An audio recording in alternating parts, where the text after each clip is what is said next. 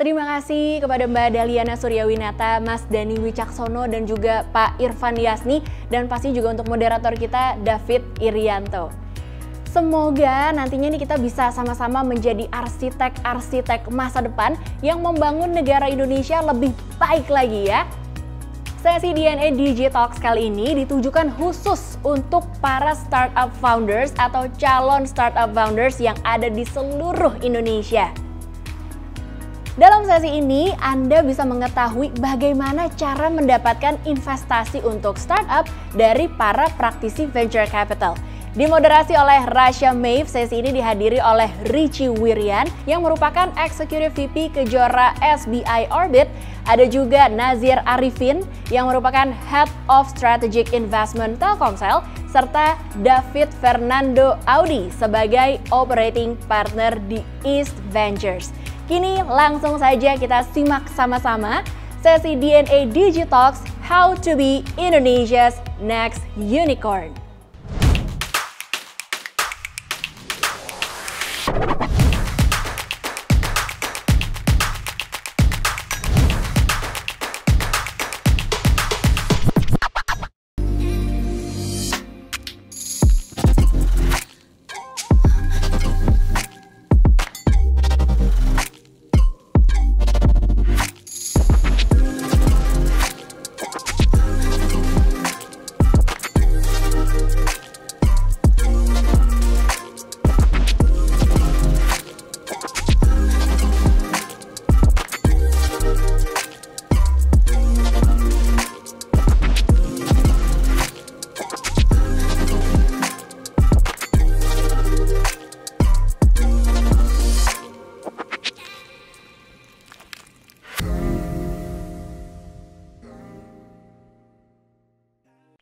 Oke, selamat siang pemirsa di rumah. Semoga kita semua dalam kondisi yang baik.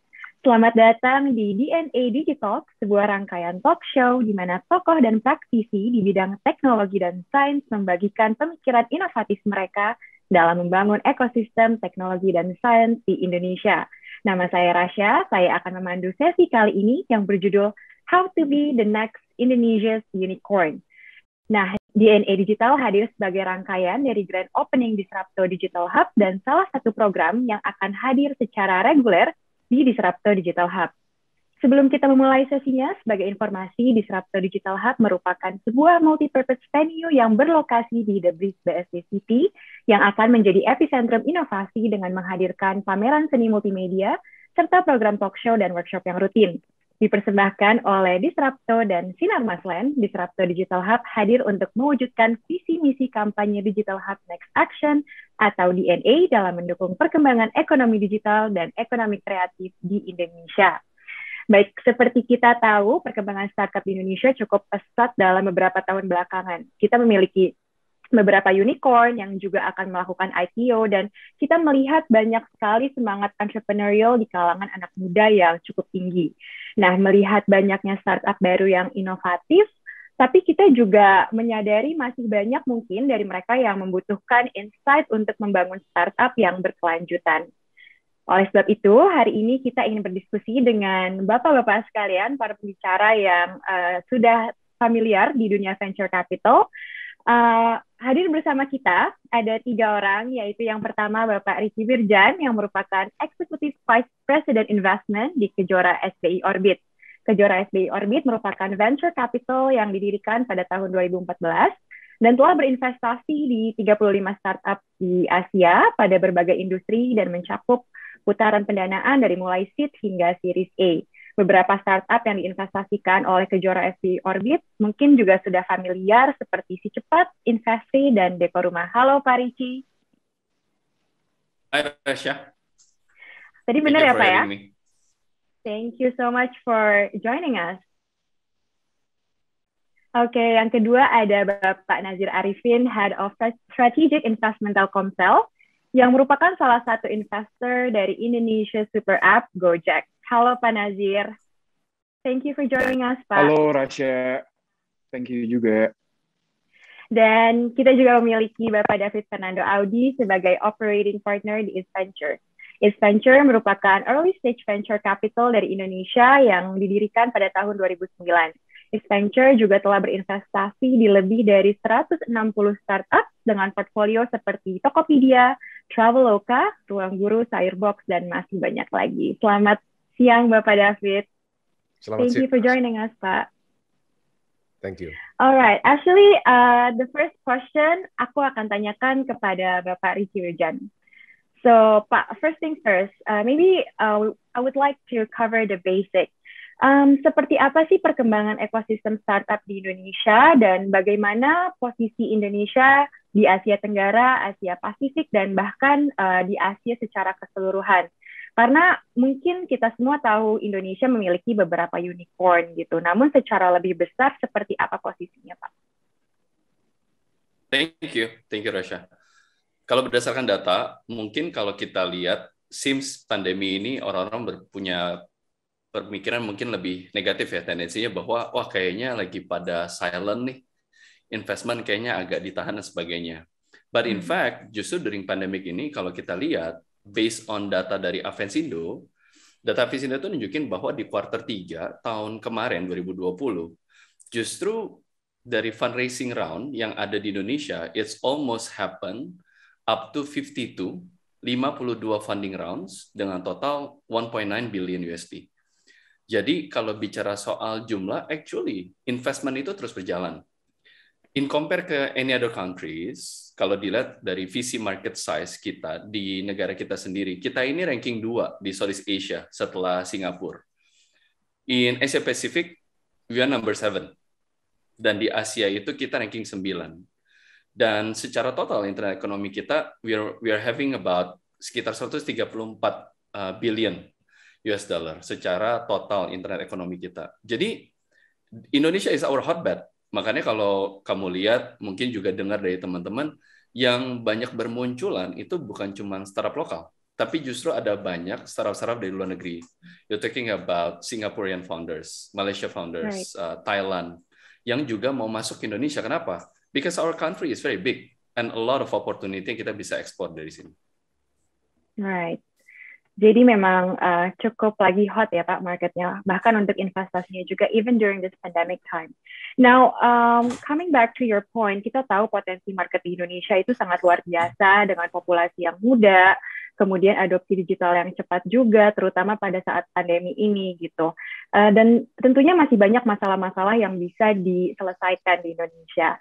Namun sebetulnya, setelah misalkan sebuah startup itu bisa mentap market di Indonesia dan mungkin menjadi besar dan kemudian scale lagi, sebetulnya potensi untuk bersaing secara global itu seperti apa sih Pak Richie? Yes, I think it will be so interesting untuk bisa bersaing global. Lately kita udah dengar di bulan April kemarin the merger dari Gojek dan Tokopedia itu nggak cuman panasnya cuma di lokal, right? We see how the global excitement ngelihat dari posisi ataupun activity merger itu. Dan just recently dalam beberapa momen kemarin kita lihat Bukalapak info about IPO, right? Jadi kita melihat bahwa this kind of excitement itu bukan cuma sekadar mancing yang dari lokal aja, but the world see Indonesia at this time. So we have to believe bahwa startup-startup yang kita bangun saat ini, apapun posisinya, mungkin para audiens kalian sebagai para founder yang baru mulai dan admire a lot para unicorns yang ada di Indonesia, you might be the next. Jadi justru pakailah momentum ini untuk bisa bangkit. Jangan jadiin pandemi itu jadi sebuah alasan bahwa ya kayaknya lagi pandemi ini, udahlah kita slowing down aja. Nanti aja deh kita develop produk kita, toh juga nggak ada yang pakai. So that kind of mindset, we should change untuk melihat bahwa this is our time untuk rise up. Sehingga akhirnya bukan cuma sekedar jadi, I don't want to say jadi media darling, tapi memang kita bring impact. Kita memang buat startup yang impactful dan juga bring value to our community and society. Right. Kemudian tantangan apa aja Pak yang biasanya harus dilalui oleh para founder startup di Indonesia? Yes, I think during this pandemic atau bahkan setelah pandemic gitu ya, kita lihat bahwa yang paling penting sekarang adalah how do you make the company and your business model itu bisa profitable atau setidaknya road to profitability-nya jelas. Karena sekarang mungkin kita dari segi investment, para investor sekarang mungkin jadi lebih tajam ya untuk melihat bahwa how the company can make revenue dari situ. What's the business model? Is it sustainable nggak? Bisa jangka panjang nggak? Atau cuman sekedar ramenya waktu di awal-awal bulan aja, tapi habis itu lama-lama tendensinya turun, dan turun. So we're hoping that the founders can be more sharp how they build the business, the fundamental, ya, dan juga tentunya dari founders itu sendiri, how they can lead the company. That important. Okay. Thank you so much, Pak. I'm actually now gonna move on to Pak Nazir. Halo Pak Nazir. Yes. Ya, nih Halo, Pak Nazir Rasya. nih, Pak Nazir nih sering banget ngasih tips-tips tentang gimana caranya mendapatkan pendanaan di startup, di Instagramnya gitu ya. Aku juga follow beberapa storiesnya gitu. Tapi di sini aku pengen ngajak Pak Nazir untuk berbagi juga dengan pemirsa DNA Digitalks. Jadi mungkin pertanyaan pertama nih, proses seperti apa sih sebetulnya yang harus dilalui para founder startup untuk mendapatkan investasi? Oke, thank you Rasya. Proses yang harus dihadapi oleh seorang founder untuk mendapatkan investment tentunya nggak bisa kita samaratakan karena memang masing-masing founder itu punya background yang beda-beda, terus juga kondisi company yang beda-beda, dan memang semakin besar company-nya akan semakin berbeda juga prosesnya karena di belakang seorang founder yang company-nya sudah besar, mereka udah punya investor yang bisa membantu mereka untuk cari duit lagi, mereka punya traction performance yang lebih besar sehingga mungkin lebih menarik untuk investor, berbeda dengan yang sebelumnya gitu kan. Mungkin tentunya tadi sebenarnya apa aja yang harus seorang founder siapkan gitu kan. Seorang founder itu sebelum akhirnya mulai untuk mencari niat untuk mencari duit gitu kan, mungkin harus diputar dulu nih pemikirannya, bukan starting the companies untuk find and investors, tapi memang benar-benar untuk solving the problems di masyarakat gitu kan. Kalau memang secara produk, secara founders itu udah punya something yang kita bilang sebagai produk itu pas banget sama market gitu kan. Kita bilang product market fit, bahwa ada orang yang pakai, dan ngulang lagi pakai, dan memang orang yang pakai itu semakin besar. Nah, itu baru kita bilang boleh tuh bilang bahwa emang oke, kita butuh duit nih untuk memperbesar market kita lagi gitu kan. Nah, itu waktu yang tepat untuk mencari investor. Karena mungkin nanti Mas David, Mas Richie bisa share gitu kan. Ada nggak sih founder-founder yang cuma punya ide dapat duit? Saya pikir pasti nggak ada gitu kan. Ada nggak sih founder-founder yang mungkin asik aja punya aplikasi tapi baru di launch dapat investment?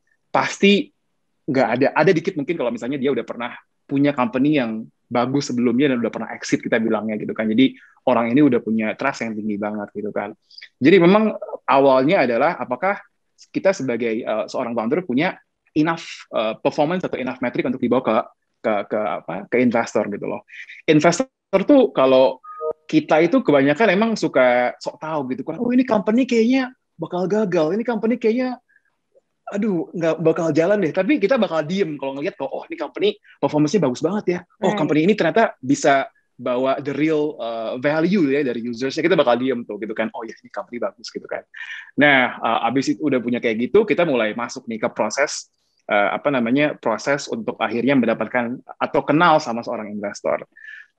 Tapi sebelum kita masuk ke sana, perlu dicatat juga sebenarnya jangan coba deketin investor pas cuma cari duit doang gitu loh. Sebelum prosesnya dimulai, itu kita harus kenal siapa sih Mas Richie gitu kan, siapa sih Mas David. Kenapa? Karena belum tentu investor tuh cocok sama kita semua gitu loh. Ada investor yang mungkin beda stage gitu kan. Ada investor yang mungkin supportnya itu lebih ke arah pendanaan, bukan mentoring gitu kan. Ada investor yang supportnya lebih kayak Telkomsel gitu kan, bawa resource, bawa network, bawa banyak Telkomsel bawanya. Oh enggak sih. Ya, posisinya jadi promosi. It's okay, but you need to build genuine relationship gitu ya with all the investors so that you know them.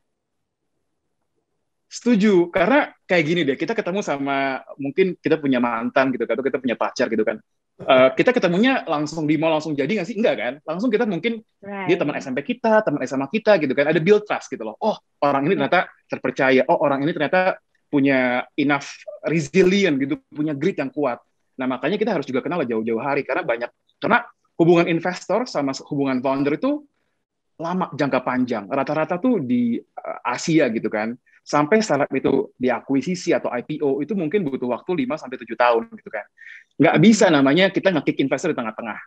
Nggak bisa. Mungkin kalau tadi pacaran kita putus aja gitu kan, hilang gitu kan. Kalau investor nggak bisa. Kalau susah deh gitu kan. Tanya ke Mas Rizal sama Mas David, nggak ada tiba-tiba di tengah berjalan. I think Makanya kita like harus the tahu. circle is very small, and then eventually you're bound to meet with them again. Yes. Dan kalau tiba-tiba investornya pergi kayak, wah ini ada negatif impact nih, apa nih, ada masalah apa sama company-nya gitu kan. Foundernya bermasalah kah atau investor bermasalah, jadi bakal ada questioning di ekosistem gitu kan.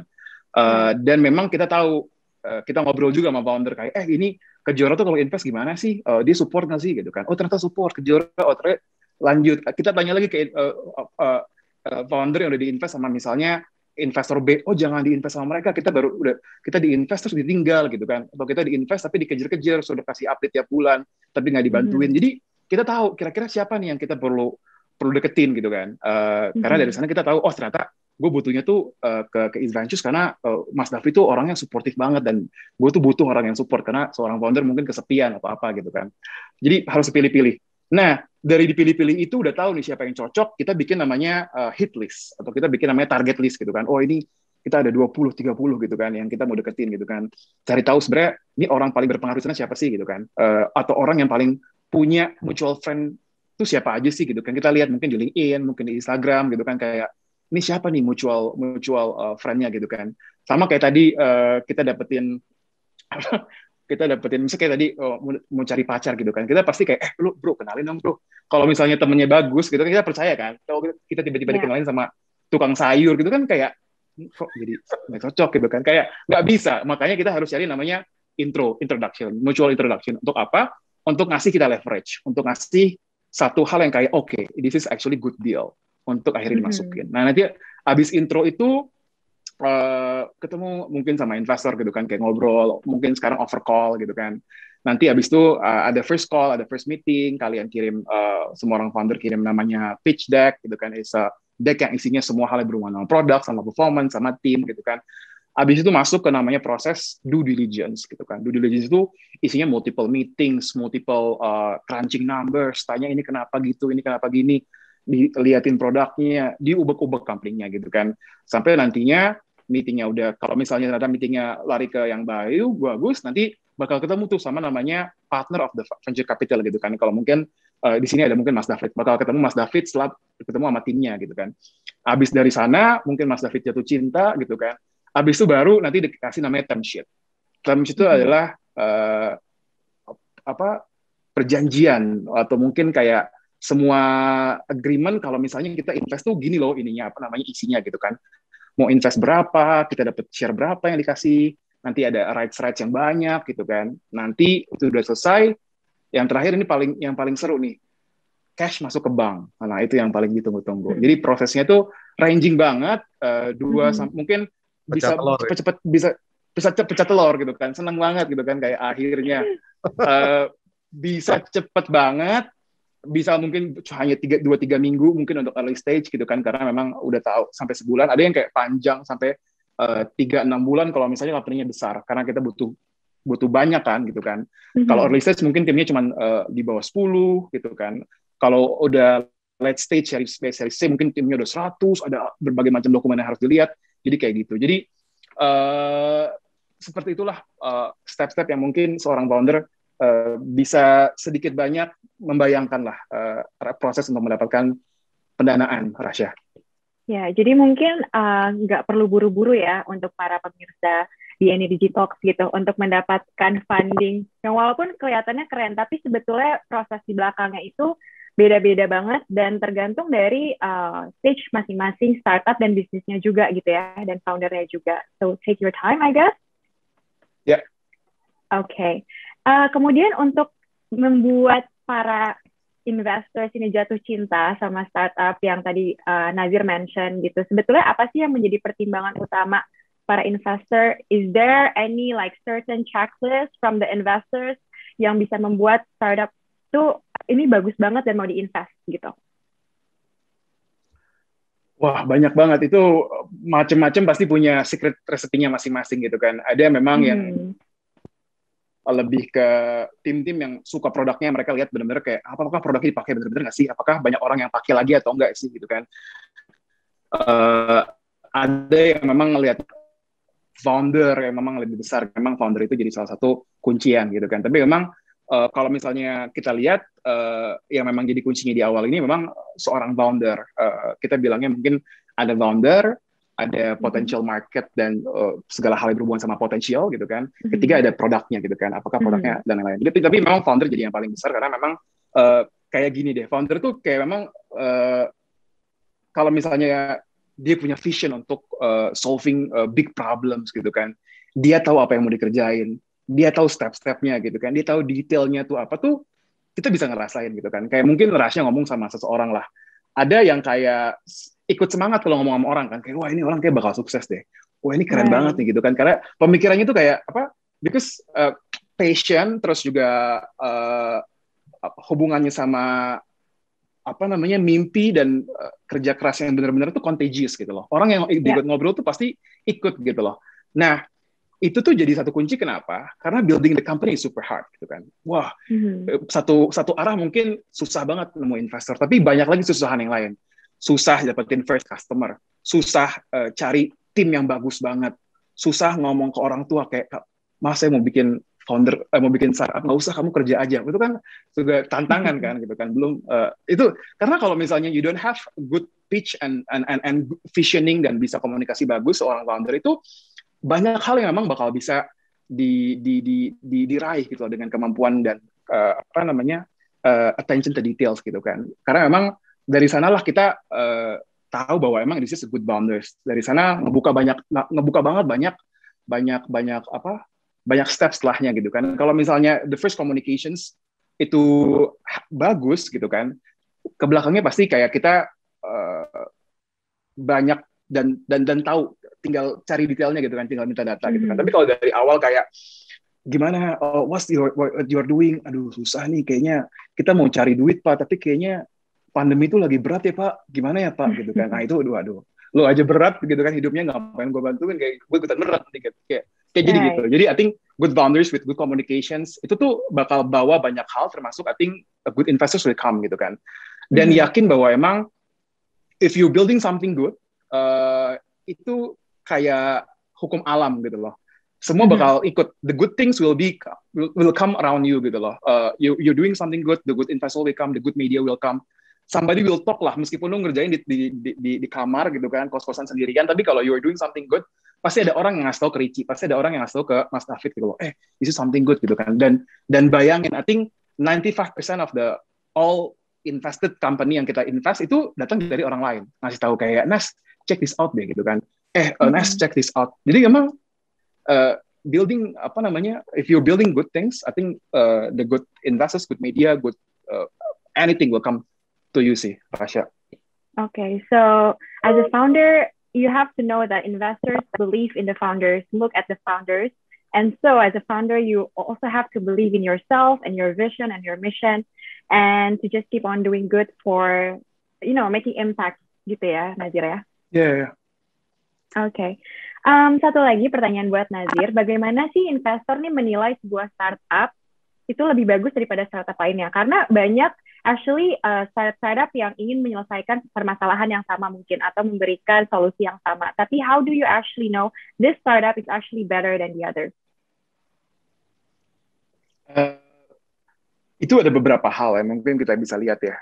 Kalau misalnya memang berhubungan sama data yang hubungannya sama metrics, atau mungkin sama beberapa hal yang hubungannya sama users, sama kayak mungkin eyeball, atau mungkin mereka punya transactions, kita pasti bandingkan gitu kan.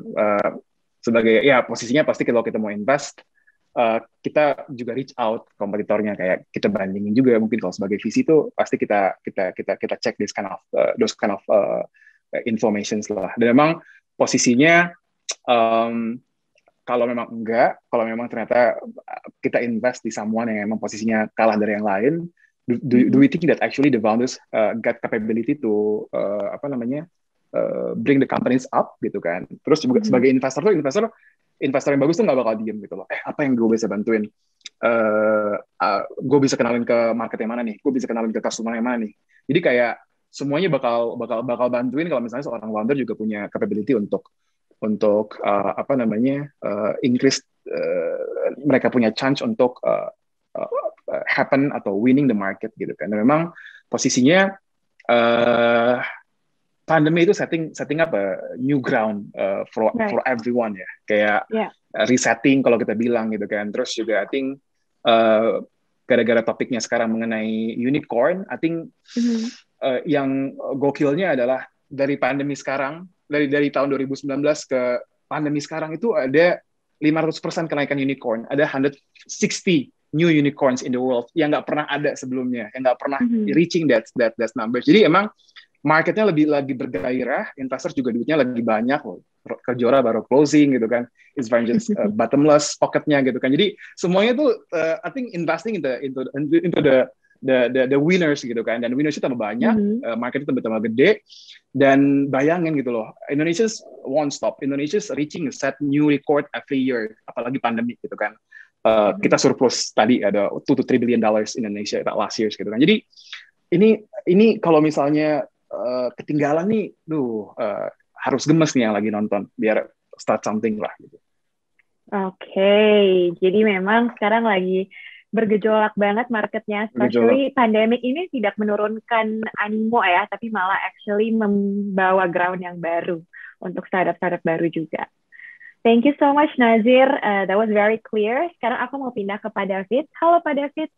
Halo. Are you here with? Okay, you're here with us right now ya. Oke, Pak, mungkin pertanyaan pertama ya. Apa sih Pak yang menentukan kesuksesan sebuah startup dan actually sejauh apa peran venture capital dalam menentukan kesuksesan startup tersebut? Ya, kalau di kita biasa tuh ada banyak kriteria yang kita identify, tapi mainly itu ada 4 hal, yaitu pertama entrepreneurship, terus product market fit, habis itu scalability, dan kedua yang terakhir institutionalize. Saya jelasin satu persatu ya. Entrepreneurship itu adalah the ability to set up business, the guts to take risk, and excellence in execution and deliver result. And this is mostly a characteristic of the founder. Dan tentunya yang pertama adalah the trust and integrity of that founder. It is very important. Big business is built on repetition, ya, from reputation, track record, not one time. Kemudian juga founder yang mau work hard and more importantly work smart. Kalau coba hard doang nggak efektif, sama aja bohong gitu. Jadi work juga harus smart gitu. Kemudian punya speed dan akurasi. Karena in business timing is everything. Seizing opportunity. Ya, kalau katanya dalam hidup itu kan ada 3 hal yang kalau udah hilang nggak bisa balik lagi. Yang pertama itu adalah kata-kata yang kita ucapkan. Kedua adalah waktu yang sudah lewat, dan ketiga adalah kesempatan yang kita miss. Gitu. Jadi seizing opportunity, doing the right thing, ya, is very crucial. Accurate, don't do things right, but doing the right thing. Kemudian trait yang penting juga itu adalah humility. Jadi humbleness, ya, to learn and improve, ya. Karena kalau orang yang nggak humble, yang sombong, dia akan susah untuk belajar. Karena dia merasa dirinya lebih pintar dari orang lain, gitu. Jadi ego is a killer, ya. Humbleness is king. Arrogance itu will create only enemies, tapi kindness and humility will win friends. Nah, kemudian we talk about the product, ya. Produk juga harus adalah product market fit, bukan sesuatu yang diada-adain, ya. It has to be a solution to market need, the right product fit, not something that is being too visionary, too far gitu. Tapi juga not something yang something yang too late gitu, ya, but just in time gitu. And the right answer to fulfill market needs gitu. In business, timing is everything. Ya. Kemudian yang ketiga, scalability, ya. Jadi kalau bisnis bagus, tapi kalau nggak scalable, ya percuma juga. Ya. Jadi harus scalable, meaningnya tuh itu bisa direplicate with success. And once it's past the economies of scale, it will just continue to fly gitu. Kemudian yang terakhir yang juga sangat penting adalah, ini kan startup ini kan tergantung sama founder dan founding team, tapi at one point itu harus bisa diinstitutionalize. Artinya institutionalize itu nggak tergantung sama figur atau orang tertentu, ya. Setelah bisnis menjadi besar, bisnis proses ini harus diinstitutionalize untuk memastikan continuous growth and sustainability. Untuk remove dependency to certain individual, tapi it has to be a dependent on a team, ya, professional management, the whole employees as a team with reliable business process dan system that support the company, gitu. Nah, peran visi di sini adalah untuk identify those entrepreneur, identify the product, assess the scalability, and in the end provide capital to invest the company and continue to follow up and help the company to reach their true potential and help them to institutionalize their business, gitu. Right. So the role of venture capital is really important, is essential for startup success, ya Pak ya? Ya, ya. Oke Pak. Untuk ke depan, ya. Tadi pas perkenalan kan disebut East Venture fokus pada startup tahap awal, tapi sebenarnya tuh sejak 2018 kita melakukan juga investasi di growth. Jadi kita punya seed portfolio, tapi sejak 2018 kita launch our growth portfolio. Jadi kita invest both in startup, tapi juga in the late stage growth company as well. Gitu. Oh, jadi, that's interesting, yeah. So lebih panjang juga ya Pak ya? Ya. Perputaran dana yang Bapak pegang. Oke. Pak, untuk kedepannya seperti apa tren bisnis, mungkin bisa bidang yang akan mempengaruhi kelahiran startup baru di Indonesia? Is there certain like verticals yang kelihatannya nih ke depan akan cukup cepat pertumbuhannya? Ya, trennya saat ini tentunya what will be the post-COVID trend. Ya. That is like not going to be the same after this gitu. Jadi what kind of business yang bakal thrive gitu in the post-war COVID or post war, kita bilangnya post-war aftermath gitu ya. Kan like in 1920s itu kan ada first World War gitu kan. Then after that things are different gitu. Kemudian di 19 berapa tuh ya kalau nggak salah 60 ada Second World War gitu. So things are going to be different gitu. Nah, sekarang ini sama juga mirip-mirip. Cuma kali ini war-nya tuh ya coronavirus gitu, bukan war beneran gitu kan. Bukan war beneran yang fisik maksudnya, tapi lebih ke peperangan melawan virus gitu. Nah, this 2021 ini bakalan jadi tahun transisi ya. Bearing any unexpected catastrophe, business have to start to look forward, ya, shaping their futures rather than grinding through the present gitu. Kalau kita ngomong tren tuh banyak sekali ya, tapi satu tren yang paling pasti in the new normal itu adalah is all digital. So the trend is all digital trend. Ya. Dan ini bukan cuma startup aja, semuanya bahkan perusahaan yang legacy yang udah well established itu juga semuanya melakukan transformasi. Di tahun 2020 tuh kita kenal ada satu posisi chief level baru di perusahaan-perusahaan besar ya seperti Astra atau mungkin Sinarmas Land ya, Sinarmas Group, bahkan di BUMN itu ada satu posisi level namanya tuh Chief Transformation Officer.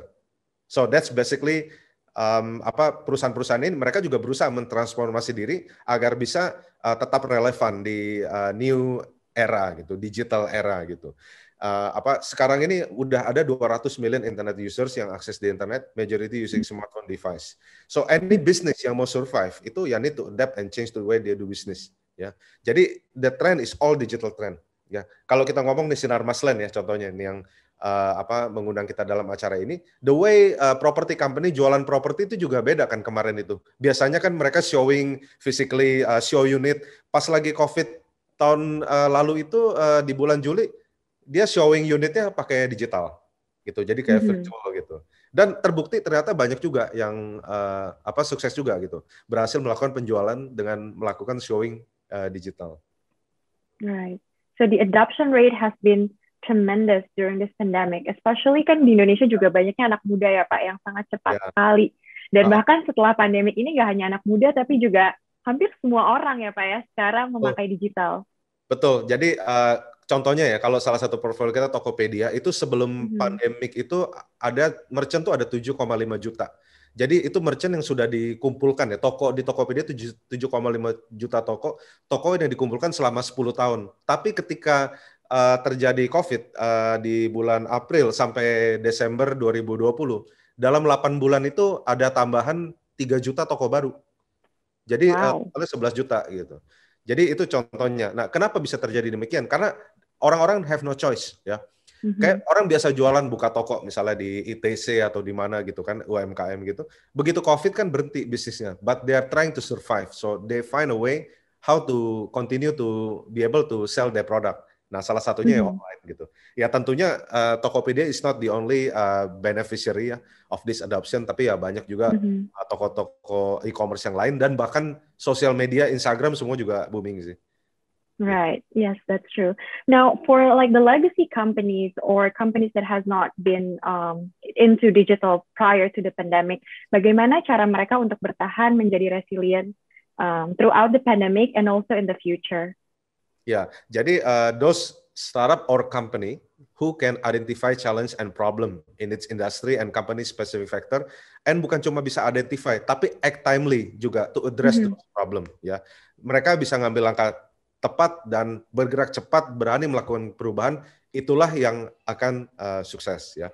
Jadi ini juga salah satu yang kita lakukan. So kita support our companies, our portfolio companies to identify this problem as well as focus on the core strengths so that mereka can adapt to the crisis, survive the worst storm, and come back stronger. Ada satu contoh ya di portfolio kita, itu Traveloka. Jadi waktu bulan Februari Maret itu Traveloka tuh udah mulai was-was.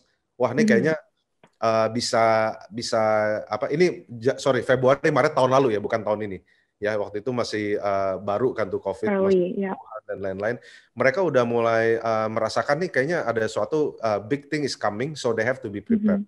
Jadi what they do waktu itu langsung semua marketing spending tuh langsung di-cut, ya zero.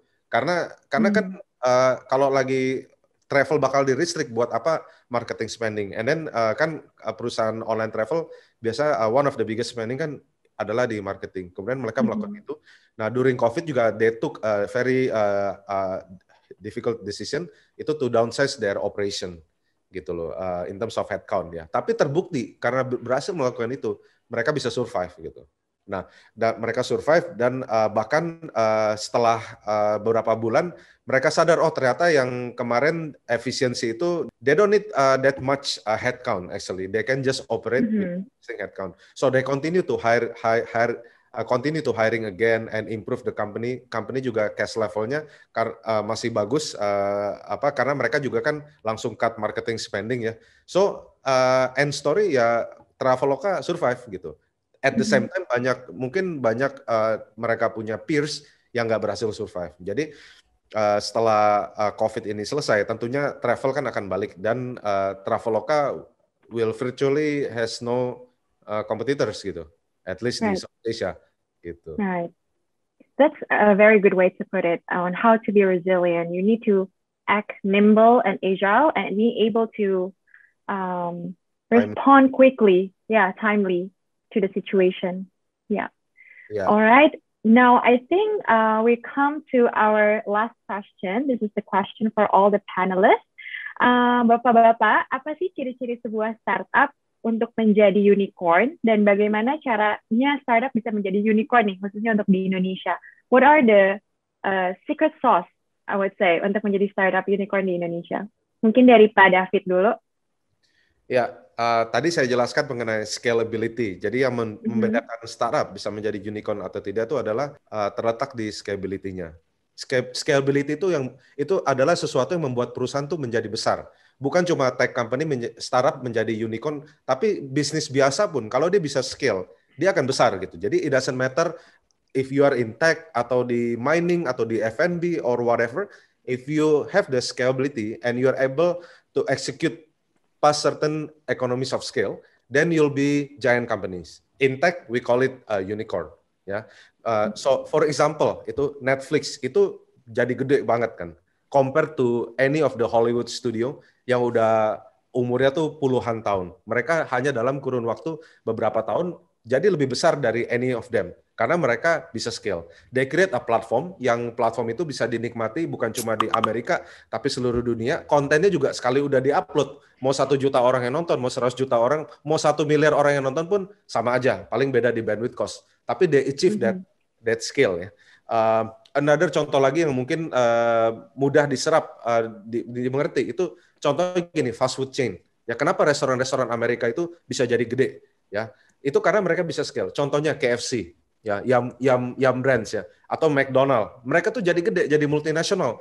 Market cap-nya 200 billion lebih ya. Karena mereka bisa scale, mereka create formula, bikin burger, ayam goreng, rasanya semua sama, kemudian direplicate di multiple countries ya. And then also extended to franchise. Dan mereka jadi gede ya. Traveloka juga jadi gede karena mereka punya, once they have this booking platform, itu mau take order 10 order, mau 100.000 order, 1 juta order juga sama aja. Sama juga dengan YouTube, sama juga dengan Google, and a lot of other example ya. Intinya itu scale ya. Scale is what makes a company become big. Okay, thank you. Pak Richie, what about you? What do you think? Thank you. Yeah, I think try to amplify apa yang tadi Pak David sempat sampaikan, bahwa kita kalau mau lihat your company untuk bisa jadi unicorn, jelas size of the company nggak mungkin bisa cuman kecil, right? Means that the size dari marketnya juga besar. Berarti apa maksudnya? Berarti konsumennya banyak. Your product is there untuk bisa kamu membuat sebuah solusi yang memang bisa diterima sama banyak orang, gitu ya. Jadi menjawab kebutuhan dulu. Jadi kalau misalnya cuman bisnis yang cuma sekedar ide aja jadi, tapi nggak punya network effect, bisa jadi nggak akan kemana-mana. Apakah bisnisnya bisa berjalan? Bisa. But if you pursue untuk bisa menyandang status sebagai unicorn, I believe salah satunya adalah punya solusi yang benar-benar jelas menjawab masalahnya apa. Yang kedua adalah setelah solusi tersebut udah mulai banyak dipakai, adalah apakah ada network effect-nya? Misalnya saya pakai sebuah produk, nanti saya kenalin ke Nazir misalnya. Nazir, pakai produk ini nih. Dan nanti Nazir ngomong ke Pak David. Pak David, saya kemarin saya cobain produk ini Pak. Dan this network effect itu justru akan semakin diperkuat dengan apa? Ya dengan masa digital saat ini. Orang-orang udah mulai terbiasa transaksi online, belanja online yang mungkin kalau dulu maunya tetap lihat fisik ke toko gitu. Sekarang mau nggak mau, you have no choice. Bahwa at this time, semua mesti udah terbiasa ngeliat apa-apa dari gambar. Ya, the only way that you can make sure bahwa produk yang kamu beli jelas, you ask, you chat, nanya kan, mau nggak mau di situ. And then udah dapat network effect-nya, konsumen udah mulai terbiasa dengan seperti itu. Ya, salah satunya adalah bicara soal investment, bahwa jelas you cannot expect running status sebagai unicorn hanya berjalan dengan revenue saja. Makanya mungkin kalau teman-teman pernah dengar istilah, oh masih bakar duit ya company-nya gitu, masih negatif ya. Kenapa? Karena memang ada salah satu momentum di mana ketika investasi itu masuk, ada istilahnya namanya percepatan. Mungkin ada company-company yang dengan nilai menyandang status unicorn, itu harus menunggu kurang lebih sampai 20 tahun atau bahkan 30 tahun, or even to go IPO misalkan. But at this time, dengan momennya para investor itu mulai bergerak, yang tadinya mungkin mesti ngebangun perusahaan sampai 30 tahun, or even lesser, dan sekarang, you can see a companies yang mungkin usianya di bawah 15 tahun, udah melantai di bursa efek. So at this time, you can see bahwa untuk bisa menyandang sebagai statusnya unicorn, nggak bisa berdiri sendiri. At this time, di era pandemi ini, orang udah mulai tahu lah bahwa ini eranya kolaborasi. Kalau bisa sinergi, kenapa enggak? You can see example, gimana Gojek dan Tokopedia akhirnya jadi satu. As an example, bahwa itu sebuah pembelajaran. Ketika kita ngelihat company-company ini akhirnya mulai bisa bersinergi, saling bantu, mulai dari sisi investor support pendanaan, mulai dari seginya si konsumen, itu juga purchase, melakukan kembali repeat purchase supaya apa? Supaya value dan revenue dari perusahaannya naik. Kemudian ada dari segi kompetitornya. Jadi kadang-kadang para founder bilang gini, aduh kalau misalkan banyak kompetisinya kita nggak usah buat deh.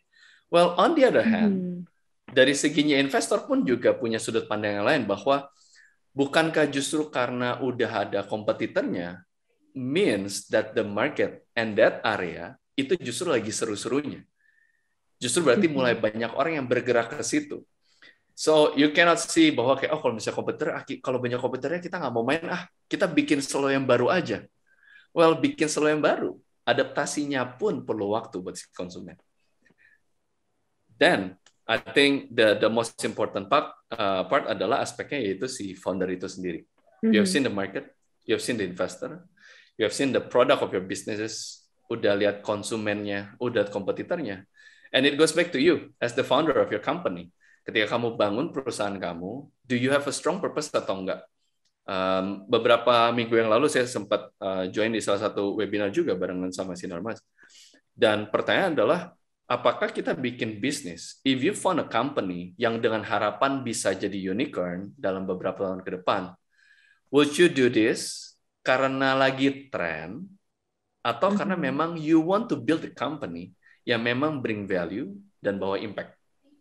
That will be so much different, akan sangat berbeda ketika kita ngebangun perusahaan demi nyandang status, atau sekedar bahwa ketika kenalan atau ketika ngobrol sama teman-teman kita, reunian gitu ya. Kerja apa sekarang? Bukan lu dulu kerja di ini. Oh enggak, udah. No. I'm a CEO now. I'm a founder. Call me a founder. Gitu. Jadi itu jadi salah satu kebanggaan. It's good. Yes. Bisa dibanggain nggak? Bisa. But you will see later on apakah perusahaan yang kamu bangun akan jangka panjang atau tidak. If it's impactful, is it valuable, maka itu akan membawa kamu punya kesempatan untuk nantinya bisa jadi unicorn. Okay. Thank you Pak Richie for the store explanation. Nah mungkin sekarang Pak Nazir bisa secara singkat juga menjelaskan what do you think? Iya, memang yang terakhir emang paling susah karena udah di ini semua. Apa ya? You have before you think to go $1 billion valuations itu, you have to make sure pertama kali adalah are you got enough users yang benar-benar cinta produknya, benar-benar pakai lagi gitu kan. Dan tahu sebenarnya untuk dapetin satu konsumen yang cinta banget tuh gimana caranya tuh udah tahu, udah ada. Nah itu baru pikirin gimana caranya jadi builder company gitu kan. Karena nggak ada istilah bakar duit buat company-company yang baru mulai. Istilah bakar duit itu udah tahu kalau misalnya oke, 10.000 rupiah yang bakal di-spend di marketing itu bakal jadi berapa sih revenue-nya gitu kan. Jadi kayak gitu. Jadi you have to make sure first bahwa emang kita dapetin nih enough users yang cinta banget sama produk. Kalau udah cinta tuh mau digedein tuh dengan berbagai cara pasti ada dan gampang gitu kan. Dan memang tadi taking Mas David punya point, I think at some level you have to make sure bahwa bisnis modelnya jalan, bisnis punya starternya jalan sehingga tahu dari pirate gitu kan yang kayak oke ke sana ambil itu gitu kan, berubah jadi navy gitu loh, berubah jadi militer yang tahu strategi gimana caranya untuk winning something gitu kan. Dan yang paling seru gitu kan, karena tahu kalau misalnya itu selain invest di Gojek, we invested in another 14 companies gitu kan, kayak ada Halodoc, ada Kredivo, ada Si Cepat, and so many others. Kita tahu dari awal pandemi kita invest ke satu company yang usersnya masih 100,000 users, sampai sekarang mereka udah 10 juta gitu kan. Kita tahu ternyata tuh foundernya bener-bener nggak cuman mereka fokus acquiring users, tapi gimana caranya ngebuat company-nya itu terstruktur sehingga someone knowing what to do dan nggak saling fokus ke satu individual gitu kan. Dan yang paling keren adalah they won't stop gitu loh, selalu lapar gitu kan, kayak apalagi kita ada ini dan kayak selalu eksperimen gitu loh untuk akhirnya cari area yang mereka mau ke sana gitu loh. Karena kayak company yang besar-besar aja tuh pasti ada aja yang dilakuin. Kayak kita lihat kan hari ini tuh Twitter mereka ngehapus fitur story gitu kan. Kayak bayangin gitu loh, company segede Twitter aja berani kayak gitu kan. Instagram tiba-tiba Indonesia ngeluarin Reels gitu kan. Jadi kayak mereka tuh nggak berhenti eksperimen, nggak berhenti cari tahu yang pengen user suka gimana, karena emang mereka punya surrounding juga terus berinovasi gitu loh. Jadi emang keren banget deh ketemu founder-founder yang mungkin tahun lalu bentuknya gimana, sekarang tuh udah bener-bener kayak wise, tahu. Jadi kayak belajar terus, they equipping themselves with so many things, dan memang apa ya, sebagai individual tuh emang mereka memperbesar jiwa dan mental mereka untuk akhirnya bisa manage company yang lebih besar gitu loh. Dan emang itu yang susah dari seorang founder tadi kata Mas David, humble is a key gitu kan. Kalau ego mana mau belajar lagi dan nerima tim. Sekarang juga banyak banget founder yang kayak lebih mempercayakan egonya daripada data market gitu kan. Itu bahaya banget juga gitu loh. Yang kayak pokoknya user salah, saya suka gitu kan. Pokoknya saya nurutin Steve Jobs ya. Beda Pak gitu kan, beda level gitu kan. Jadi kayak you have to eager and learn, and memang posisinya juga tahu gimana caranya equipping yourself with a bigger vision and bigger amount of responsibility ya sebagai seorang CEO ya. Oke, thank you so much Pak Nazir, Pak Ricci, dan Pak David juga. Mungkin sebelum aku mengakhiri sesi Digital How to be Indonesia's Next Unicorn, aku bisa ambil beberapa poin dari diskusi kita yang sangat menarik tadi. Yang pertama, pandemic is actually resetting a new ground for startup investment. So this is actually the right time if you want to build a startup. Kemudian yang kedua, as a founder, you need to focus on your purpose, not your ego. And then the third one, you need to build something that many people love and has a network effect. Dan yang keempat, mungkin keeping a growth mindset. Jadi nggak cepat puas dan nggak settle for good, but always experimenting, always growing, and always expanding.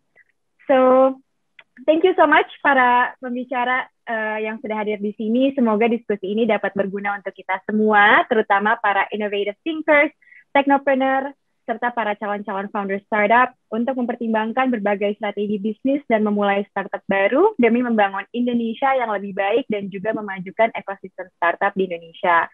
Oke, dengan begitu berakhir pula sesi talk show DNA Talks How to be Indonesia's Next Unicorn. Terima kasih sekali lagi saya ucapkan kepada para pembicara yang sudah hadir, Pak Ricci, Pak Nazir, dan Pak David. Terima kasih juga kepada para pemirsa yang sudah menyaksikan sesi talk show ini. Sekali lagi, aku mau mengingatkan bahwa DNA Digitalks merupakan rangkaian talk show mengenai teknologi dan sains yang merupakan rangkaian dari Grand Opening Disrupto Digital Hub yang dipersembahkan oleh Sinan Maslen, Digital Hub at BSD City, Disrupto, Connected Art Platform, dan Weir Group. Jangan lupa juga untuk follow @digitalhub.bsdcity dan @disrupto.id untuk mengetahui lebih lanjut tentang Disrupto Digital Hub dan program-program yang akan datang. Saya Rasya, undur diri dan sampai jumpa.